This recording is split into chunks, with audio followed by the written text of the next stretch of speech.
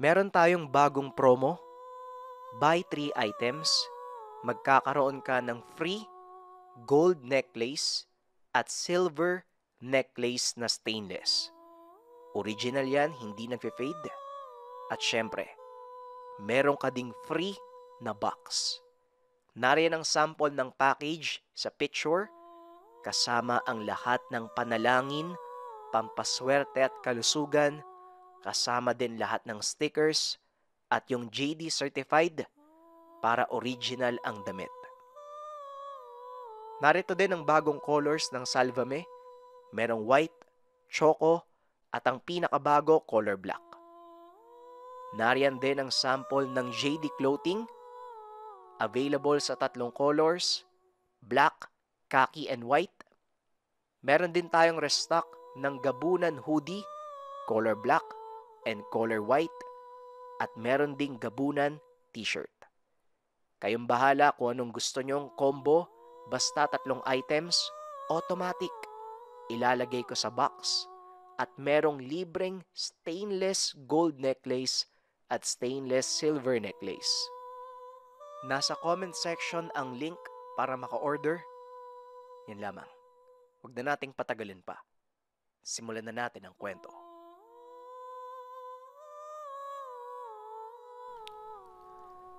Ang kwentong ito ay hango sa totoong buhay. Mula ito sa isa nating kabayan na itago na lang natin sa pangalang Rodel. Walang eksaktong taon. Probinsya ng Negros. Nang mga panong ito, kakalipat pa lang nila Rodel sa bayan ng Guyhulngan. Dito lumaki ang kanyang mga magulang. Piniling magtrabaho sa syudad upang magkaroon ng magandang buhay. Doon na din ipinanganak si Rodel. Sa edad na 17, pinili ng mga magulang nila ang bumalik sa probinsya upang doon permanenteng manirahan. Ma, bakit kailangan nating umuwi sa probinsya?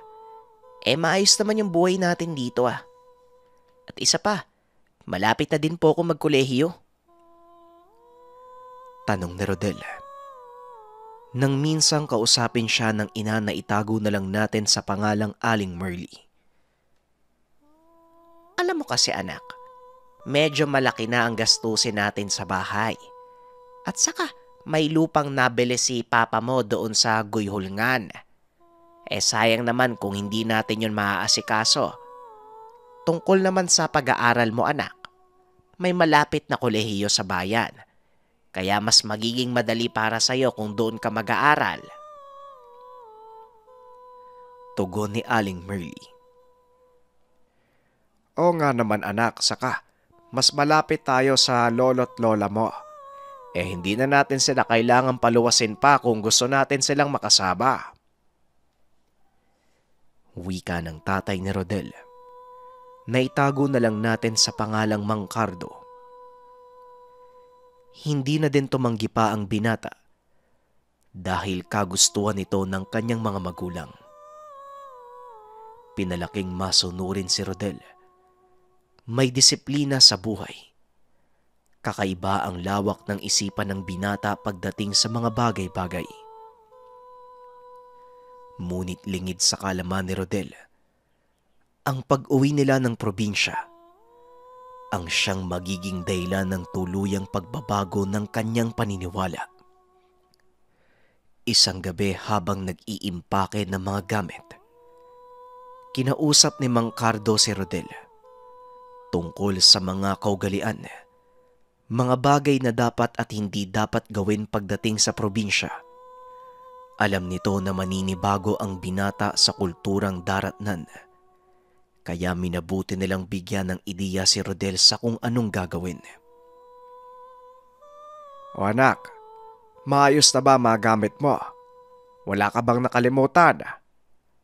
Nga pala, may sasabihin ako sa iyo anak ha. Doon sa probinsya natin uso ang mangkukulam, pati na din ang mga mambabarang.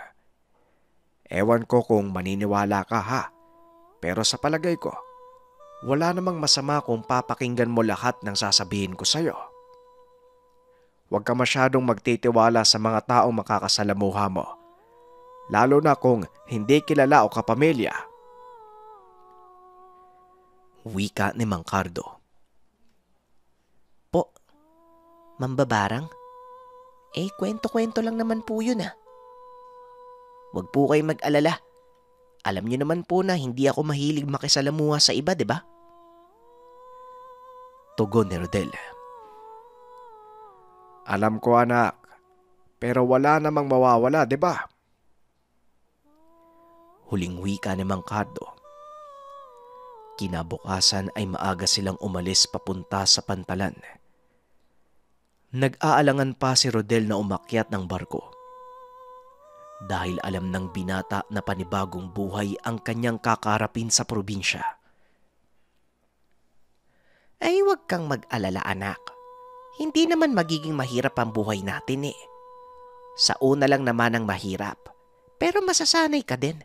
At baka nga mas magustuhan mo pa yung pamumuhay doon. Wika ni Aling Merly. Ngumiti si Rodel at kagad na humakbang paakyat ang barko. Inabot ng halos 10 oras ang biyahe.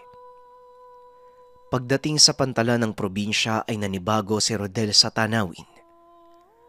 Halo-halong emosyon ang nararamdaman ng binata. Lalo pa nang magsimula na silang magbiyahe papunta sa mismong lugar na kinalakihan ng kanyang mga magulang. Hindi nito inaalis ang tingin sa labas ng bintana dahil sa ganda ng tanawin. Hindi mapigilan ng binata ang sarili sa paghanga sa mga nakikita. 2 oras mula sa pantalan ang biyahe papunta sa mismong lugar ng kanyang mga magulang. Ito ay isang baryo sa pinakadulo ng bayan. Rodel, maligayang pagdating sa lugar kung saan ako pinanganak. Ang bahay ng nanay mo, doon pa sa bandang dulo. Halos magkapit bahay lang din kami kaso, alam mo anak, kakaunti lang ang bahay dito noon. Ewan ko nga kung saan ang galing yung ibang nakatira dito ngayon eh. Wika ni Mang Cardo. Habang pababa sila ng sasakyan, patuloy pa rin ang pagtingin ni Rodel sa paligid. Hanggang sa nakita nito ang isang binatang nakaupo sa isang putol na puno sa tabi ng kalsada. Halos kasing edad niya ito. Nang mapansin ng binatang tinititigan siya ni Rodel, dali-dali itong tumayo at umalis. Akmang susundan pa sana ito ng binata nang bigla siyang tawagin ng ina. Ay Rodel anak, halika na. Pumasok na tayo sa bahay nang makapagtanghalian na. Makikilala mo ang lolo't lola mo. Agad namang pumasok si Rodel.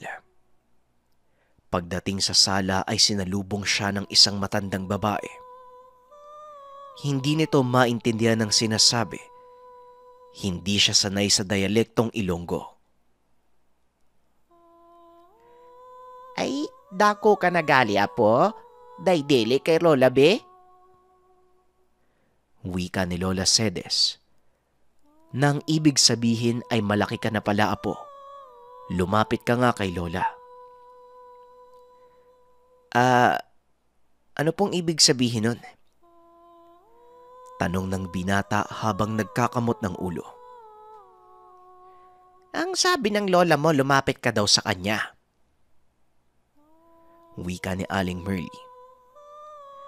Agad namang lumapit ang binata at nagmano sa matanda. Maya-maya ay pumasok naman sa sala ang isang matandang lalaki. Ngunit sa kabila ng edad nito, matikas ang tindig, matipuno ang pangangatawan. Siya naman ang tatay ko, ang lolo Nancio mo. Wika ni Mang Cardo. Lumapit din si Rodel dito at inabot ang kamay upang magmano. Kawan ka ng Diyos apo. Ay napakalaki mo pala. Sa litrato ang lit mong tignan. Pero sa personal, Halos magkasing laki tayo. Manang-mana ka sa akin. Hindi may tatanggi na may kakisigan sa pangangatawan si Rodel. Sa murang edad ay nabatak ang katawan nito sa pagbubuhat ng galon ng tubig at mga gawain sa kanilang maliit na negosyo sa Maynila. Araw-araw po ako nagigib ng tubig, Lolo. Kaya po nagkaganon. Tugon ni Rodel. Matapos ang pag-uusap ay inaya na sila ni Lola Cedes na kumain. Naupo ang binata sa tabi ng bintana. Habang kumakain ay pinagmamasdan nito ang tanawin sa labas ng bahay. Hanggang sa naidako nito ang tingin sa isang tahanan sa bandang paanan ng burol, kung saan nakatirik ang tahanan ng kanyang lolo. Hindi naman ito kalayuan, kaya kitang-kita ni Rodel ang mga taong gumagalaw doon. Nasipat nito ang binatang nasa labas ng kanilang bakuran. Nakatingin din sa kanya. Hindi napigilan ng binata ang magtanong sa dalawang matanda. Lolo, sino po yung nakatira sa bahay na yan? Wika ni Rodel sabay turo sa bahay. Laking gulat ng binata nang biglang tapikin ng matanda ang kanyang kamay. Huwag kang magtuturo ng basta-basta po. Lalong-lalo na sa bahay na yan. May mga nagsasabing mambabarang daw sila. Dayo lang ang mga yan.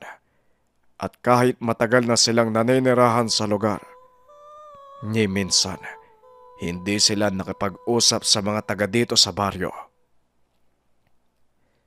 Wika ng matanda. Bigla namang natawa si Rodel. Pasensya na po kayo, Lolo. Pero hindi po kasi ako naniniwala sa mga mambabarang at mangkukulam. Sa syudad, pwede mong sabihin yan. Pero iba dito. Dahil naniniwala ka man o hindi, talagang totoo ang mga kagaya nila. Gusto mo ng patunay? Mamayang hapon sumama ka sa akin dun sa bakahan. May ipapakilala ko sa'yo. Pero huwag kang mag-alala. Hindi siya mambabarang o mangkukulam. Isa siyang babaylan. Ikapito sa kanyang henerasyon. Wika ng matanda. Biglang nagkaroon ng interes si Rodel sa sinabi nito. Dali-dali niyang tinapos ang pagkain. Akmang tatayo na sana, ngunit pinigilan siya ng kanyang ama. Hindi magandang asa lang maunang tumayo habang may iba pang kumakain, anak. Yan ang bilin ko sa'yo bago tayo malis, hindi ba? Napatingin si Rodel sa mga kasama sa mesa at muling bumalik sa pagkakaupo. Pasensya na po kayo, Tay. Nasabik lang po ako sa sinabi ni Lolo. Wika ni Rodel. Pagkatapos kumain ay nagpahinga lang sila sandali. Inantay na sumapit ang 4:00 ng hapon. Pumunta sa bakahan upang maglagay ng pagkain at tubig sa mga alaga nilang baka. Tignan mo ang bakahang iyon na po. Nung binata pa ang tatay mo, siya ang nagpapatakbo ng lahat ng ito. Meron kaming mahigit 500 baka ng mga panahong yon. At sa paglipas ng mga taon, halos dumoble ang bilang ng mga alaga niya. At kung gusto mo, ito na din ang magiging kabuhayan mo pagdating ng araw.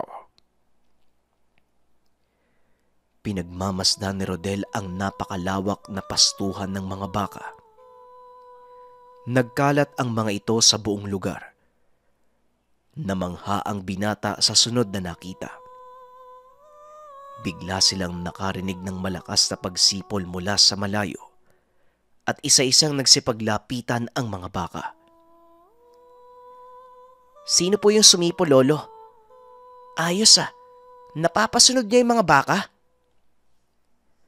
Tanong ni Rodel. Siya ang ipapakilala ko sa'yo. Halika, lumapit tayo sa kanya.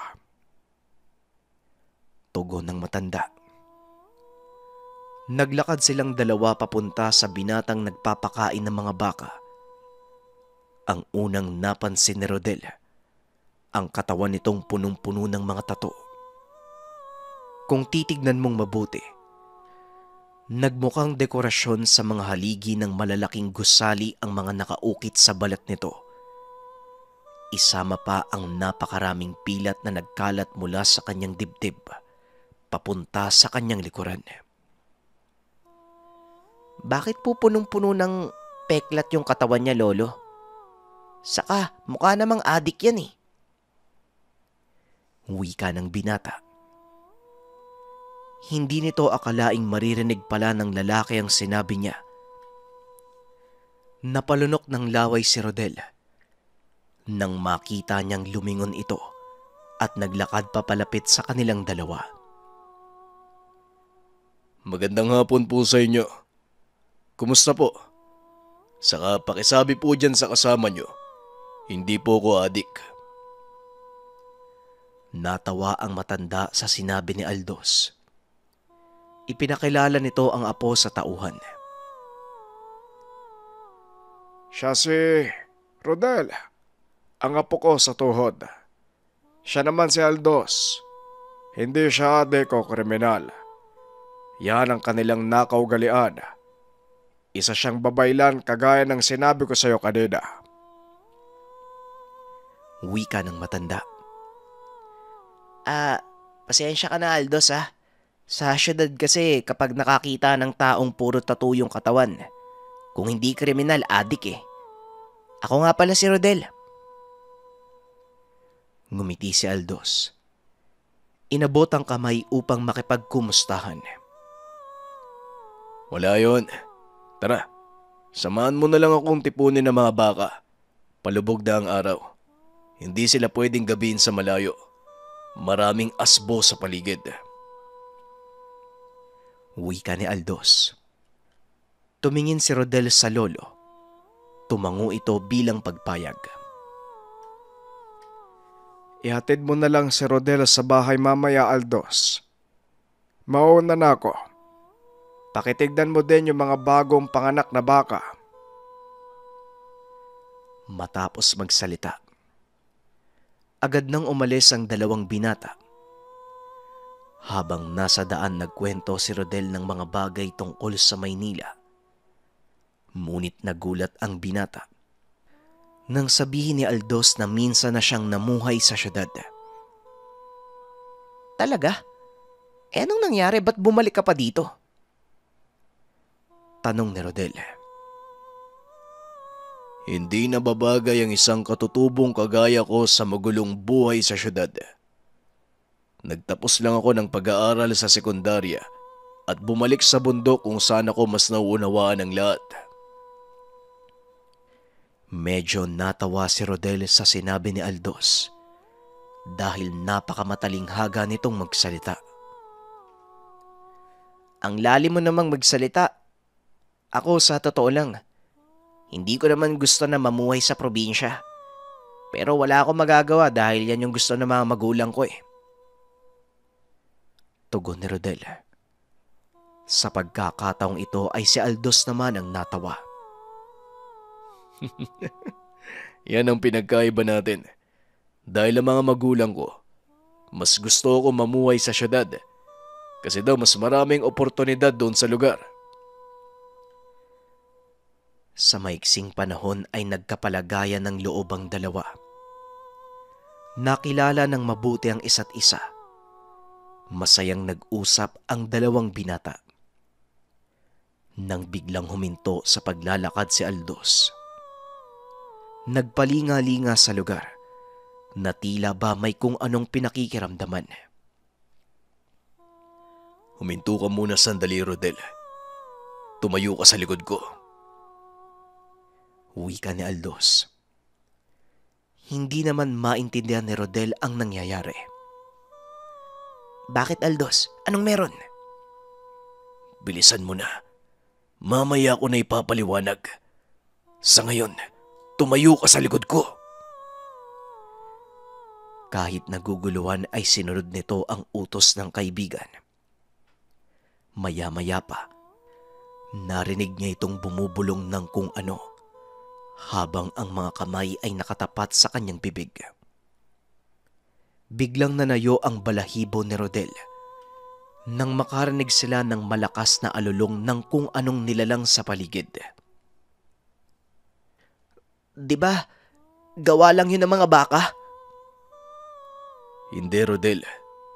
Kagaya ng sinabi ko sa'yo, maraming asbo sa paligid. Malamang hindi mo alam kung ano ang asbo. Sila'y mga uri ng aswang na kumakain ng bangkay ng hayop o tao. Pero kapag wala silang makitang bangkay, kahit buhay, pinapatos nila. Biglang humagalpak sa kakatawa si Rodel at tinulak pa si Aldos palayo. Sige, tumawa ka ngayon. Tignan natin mamaya kung makakatawa ka pa. Habang tumatagal, palapit ng palapit ang mga tunog na naririnig nila. Dito na napawi ang ngiti ni Rodel. Lalo pa nang marinig niyang kumakaluskos ang mga damo sa kanyang likuran. "Anak ng put! Ano yun? Aldos, ano yun?" tanong ni Rodel. Dito na nagsimulang kabahan ng binata, kaya pinili ni Aldos na umalis na lang sa lugar. Bilisan mo, kailangan na nating makaalis dito. Nasa malapit lang sila. Huwag kang lalayo sa akin kung ayaw mong makita kanila. Takang-taka si Rodel sa mga sinasabi ni Aldos. Kaya habang naglalakad sila paalis sa lugar, tinatanong nito ang kaibigan.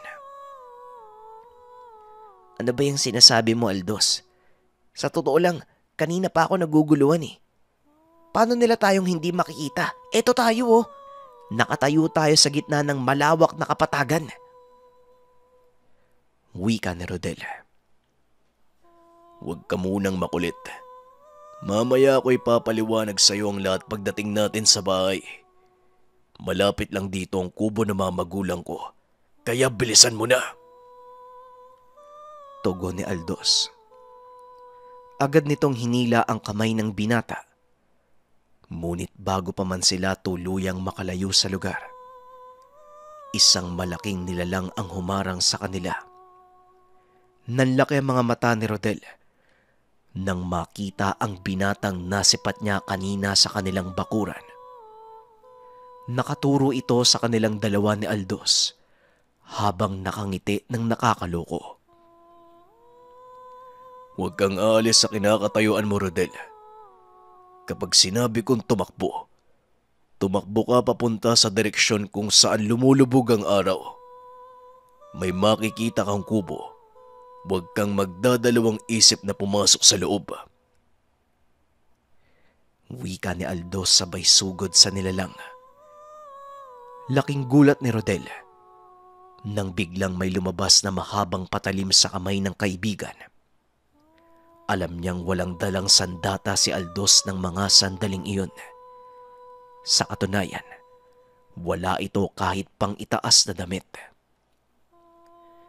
Pinagmasdan ni Rodel kung paanong makipaglaban si Aldos. Manghang-mangha ang binata. Mabilis ang pagkilos. Maya-maya pa ay sumigaw na ito at pinatakbo ang binata. Tumakbo ka na!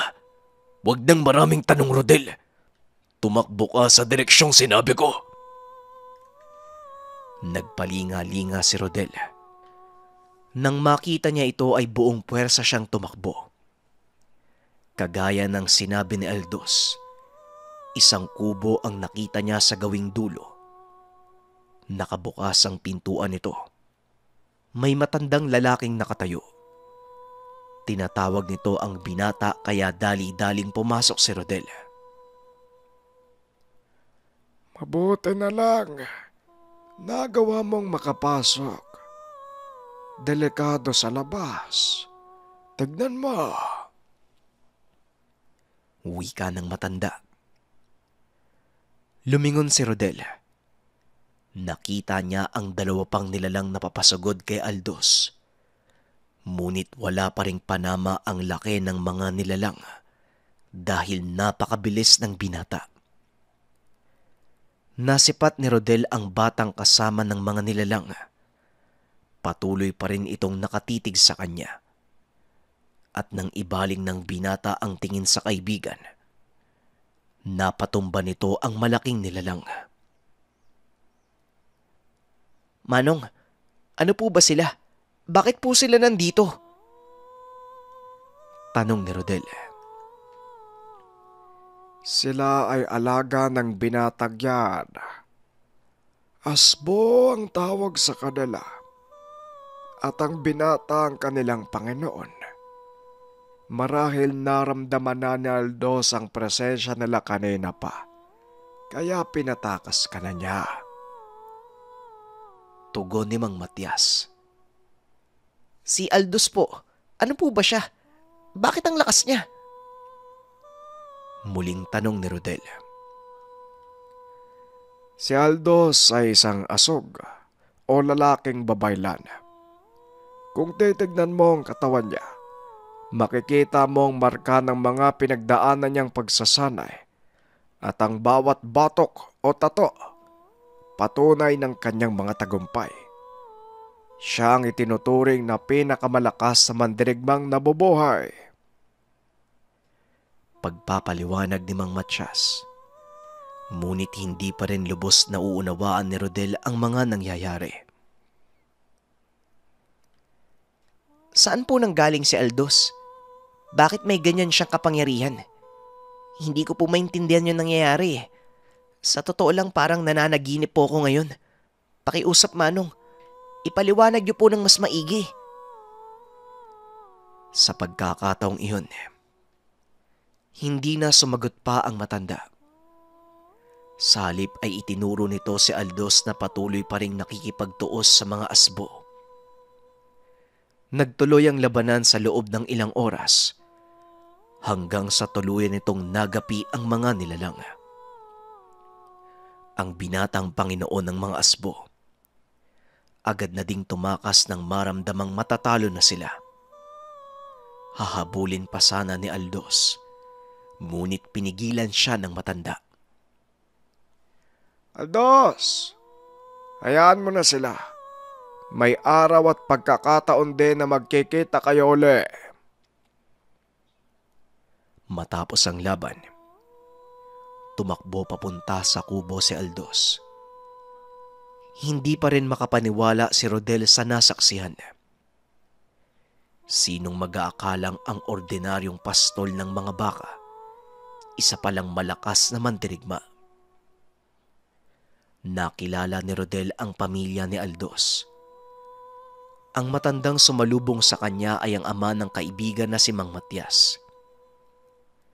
Pinaliwanag nito ang pinagmulan at ayon dito, isa sa 100 sanggol na isinisilang, may taglay na kapangyarihan mula sa kalikasan.